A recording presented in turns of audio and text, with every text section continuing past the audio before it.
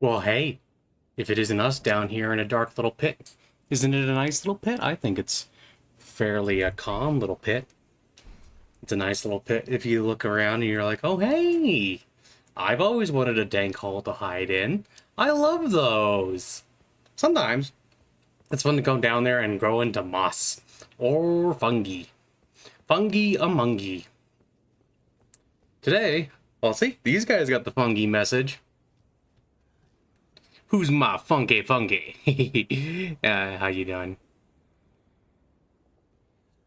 Hey, you got a face under there. Okay, I just checking. But today, I want to talk about some things I was thinking about in the spirit realm. Ooh. And because, why not? I always enjoy talking about those kinds of things, especially when I have my nice, pretty armor on. And when I have, traveling things. And especially when, we're in the nice, dank, evil swamp that looks kind of evil, but is not actually evil. One of the things that's very interesting to me is that there's a number of people I've met over the years who kind of ask, like, what is the point of prayer, or what is the point of spiritual practice? And sometimes they have a good question there. Because, if ultimately we're relying on God or, sometimes miracles or whatever, Brahmin, blah, blah, blah, blah, whatever you want to use the word for, to get us to the next step, why do we commit the effort? Why bother committing the effort? If God already has this unknowable plan that stretches across all of time and space, how can our little actions, really make a difference? Well, first off, I would argue that the subject of free will versus, dang, I just forgot the word for it. Welcome, dear customer. Yes, right this way. Right this way. No, I can talk to you later. I'm doing spiritual things. Those are nice bulbs, though. But that is a legitimate question. The subject of free will versus determinism. Determinism was what I was thinking of. Is one that you could get into for a very long time, and people could argue about like karma and or the nature of free will and all those other things. Blah blah blah blah blah. I'm not terribly concerned with that right this moment. In fact, I'm not generally terribly concerned with that. I think, to sum up, regardless of whether or not we truly have free will, we have the appearance of free will and the ability to determine actions and feelings that we have, and are, well, the way we react to the feelings and the judgments and things that come into our mind. So that is important enough to take note of. If you want to get into all the little nature of it, I'm not too concerned. I don't really care. Blah, blah, blah, blah. Go listen to somebody else talk about that. That's really what you want to get down into right now. Understandable. Thanks. But ultimately, it's kind of interesting to think about because, you know, ultimately moksha, or knowledge and all this comes from God. Redemptions, saviors, all those things, they all come from God. One would think it is ultimately in God's hands, and that is true. But the beautiful thing about the Divine Mother, or our great Divine Father, God, and all this, is that God is willing to help you out, of course. But they're even more willing to help you out if you put a little bit of effort in. It's not so much that you need to only do pray forever and just think that, whether or not God helps you is in God's hands. Obviously it is on a certain level, but by merely making the effort, by merely putting the time into spiritual practice, you can see results and you can also get closer to God. Like what is the point of bhakti? Well, I could argue that for me, part of the point of bhakti is that I love doing worship because it makes me feel good. I love talking to God. I love giving God little offerings at the shrine. I love talking to the Divine Mother and sharing with her my thoughts and my feelings, and it always makes me feel just really good. And the closer and closer I've gone to the Divine Mother, the more I do bhakti, the better I feel in general, so I don't see any reason I wouldn't do it. Heck, you could sit there and tell me that you think that God is a bunch of hooey and that I'm just talking to myself, and I would go, oh, well, even if that's the case, it still feels good and it's not hurting nobody, so, Obviously, I don't truly believe that it's hooey or anything like that, but even just that by itself, it's a good action to do. But ultimately, we're actually gaining something each time we pray, and if we're really willing to put in the effort. Now, perhaps, depending on what explanation you prefer, perhaps it is karma that will get in the way of you having a bigger step forward or not. But ultimately, simply taking the time to put the effort in to spiritual practices is worth it because it will improve your life and it will improve the way you react to things, especially if you do it in the proper way. Now, I could say that it does not necessarily mean that every single spiritual practice is the best thing ever. But for instance, things like meditation. Meditation is something that can really help you look at the world and understand the way you react to it and why certain things in it are displeasing to you. Meditating on God can help purify your mind. Doing a little bit of bhakti can do a lot for you spiritually. A little bit of jnana yoga, a little bit of bhakti, or a little bit of, karma yoga even. Just going out of your way to spiritualize your everyday activities and going out and going into the world and, doing what you do for God. Understanding that maybe you can't change everything, but there are some things that you can choose to react. But I mean, you can choose how you react to things, and sometimes even if things are, more negative than not, you can choose to. Where are they all running to?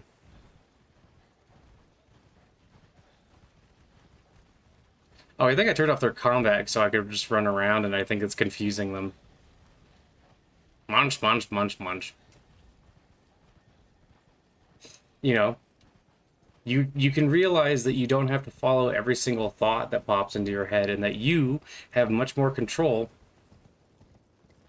over yourself. So basically, even if we take out the spiritual element here, like getting closer to God, we can still say things like it'll make you feel better, it can help you organize your life, it can help you respond to things better. Like the more I've meditated over time, the more I find that I don't get as mad as often. I mean, occasionally little things will frustrate me, but it's nothing like it used to be. I used to be a wrathful kitty with big, big spikes of doom. But now I'm a beautiful kitty full of fluff and whiskers. And that's much better. I could say that even if there was no God, these spiritual practices have been infinitely useful for me. And that following Buddhism as well as yoga traditions from Hinduism and Tantra and things like that, and learning about all these different practices, as well as Stoicism and other things, have really helped just improve my life in general. Spiritual practice, even removing a certain spiritual element from it, is still useful. But that's not the main reason to do it. The main reason you do it is so that you can find peace and that you can get closer to God. Being close to God is just absolutely wonderful. Giving up little things, doing a little bit of renunciation, because every path requires a little bit of renunciation. You're renouncing the things of the world so that you can, come closer to God. You're renouncing, for instance, in karma yoga, you're kind of like renouncing your actions and like the results of your actions so that you can give them up to God and be a good person, so that you can connect to God, and so that your every action becomes, something that purifies you and brings you closer to that ultimate bliss of being the Lord. your Jnana yoga, you know, learning and understanding like the nature of reality, the nature of Brahman, the nature of Allah, the nature of Christ, and all these other figures, and you know, listening to their teachings and processing them and thinking about them brings you closer to God in the sense that your mind becomes clearer and you can see things. Oh, excuse me, sir, you almost stepped on my horse, and your shockwave made me go. But it's okay, because you didn't really hurt me. So I hope that you have a wonderful day standing out here with your fire sword. I hope it keeps you warm. Doing spiritual practices, even ones that sometimes feel silly, can be really helpful and beneficial. You know, when I first came back to, well, shouldn't say came back to. When I first came to like bhakti yoga, and you know, like a really faithful tradition where you know where it's more about devotion and things like that. At first, it was a little bit confusing because I had been a practicing Buddhist for a number of years, and that wasn't really about devotion. And I found that for a while, I wasn't even sure if I really believed in the idea of devotion, that it could help me in my life, or that it was even like something that was really worth doing. But you know, the longer I sat and thought about it, I was like, yeah, you know what? It does make me feel a little silly. It does maybe feel a little odd to do these practices. Like at first, when you know, my first offerings were to things like some of the Buddhas, like Alo. I'm gonna screw this up. Guan Yin. I look at I look at this. I look at this. Guan Yin. When they first made some offerings to Guan Yin and the Buddha of the Pure Land, and then, you know, just Shakyamuni Buddha. When I made those offerings at first, I was like, I don't know, this feels kind of silly, but it also felt good. And I engaged with a bit of Tibetan Buddhist practice that had a lot of devotion to it, and it felt good, and it made me, you know, I felt different afterwards, and I was like, okay, this is worth pursuing. And then the more, you know, I read into devotion. Eventually, I read the Bhagavad Gita again, and it just kind of hit me. It just felt pure and right, and I started worshiping Krishna. I bought a couple statues of Krishna actually, and I started praying to Krishna on a daily basis, and that really helped benefit my life. If you give up your actions, if you give yourself over to the Lord and give up these things wholeheartedly, and you know, and an important part of this is don't start feeling holier than thou, because that's not actually helpful. But giving up your actions to the Lord and then embracing that, you know, ultimately you're trying to do everything for the Lord, and that you're trying to live your life so that you can get closer to the sweetness that is, you know, being in a relationship with God, you know, being in a relationship with Christ or Allah or Krishna or Kali or whomever, however you choose to personify or look at the Lord, or you know, even you know, God without attributes, you know, even if that's the case, getting closer in these relationships is it's its own reward. It's beautiful. It's wonderful. It can help change your life in so many glorious little ways, and you know, a lot of it sounds kind of crazy at first because you're like, especially if you come from like an atheistic tradition, or if you're not really sure if you believe in God, and then you go into these spiritual practices, there is something that is inherently wonderful there. And you know, that's not to say that you're going to become perfect the second you start worshiping, but it can really help you, because then it also makes it so that you can direct yourself, and you know, you have a goal. Your goal now is to get closer to God, and you can ask yourself, you know, if you're doing like a bad action or an action that you think is going to harm you or someone else, it's like, it's not just that now, oh, well, I'm looking at short-term versus long-term pleasure. It's also that like, hey, if I really want the greatest pleasure and get to be closer to God, then I need to look at what I'm doing and see, is this an action that if I heard the voice of God right now, do I think that they would approve? Now, ultimately, God is the Divine Mother, and she's incredibly forgiving and things like that, and she'll always love you. But, you know, some actions are, you know, going to hurt you and take you off the path that you want to be on, or will not really truly take you off the path, but slow you down a little bit. And you also shouldn't be too harsh on yourself. Remember that everybody makes mistakes, and that God knows that, and God is always willing to forgive you. But just remember, like, your little actions can really make a big difference. And having bhakti, having faith and devotion in your heart, and going back to God, so that you can always have God in your heart and always like feel like God is closer to you, or that like you need someone to listen to you. Why not try to get closer to God? Why not follow these spiritual practices? Why not learn how to renounce your actions and learn how to examine your emotions and really see why you feel what you feel? Why not learn how to take your emotions and turn them into a tool for enlightenment, like they do in the tantric tradition? Why not, learn how to be grateful? Why not learn the beauty that can come from embracing these traditions?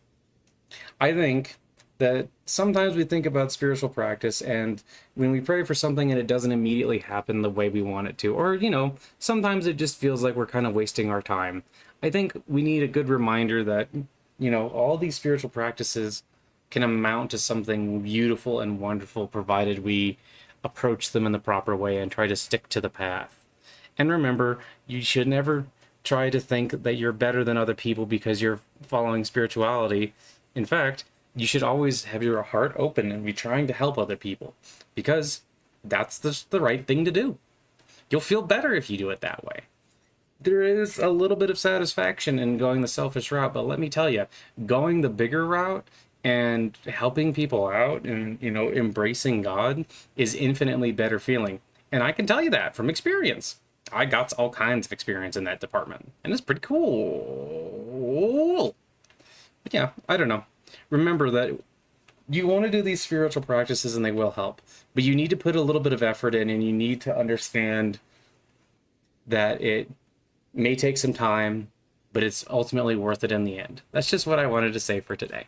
Anyway, I hope you all have a wonderful, God-blessed day, and I hope that Ma Kali watches over all of you, or that Allah watches over all of you. Whatever person you prefer there. I mean, I think they're all ultimately the same, and all part of the ultimate nature of reality. So, whatever name you prefer. Anyway, have a great day. Bye-bye. God bless.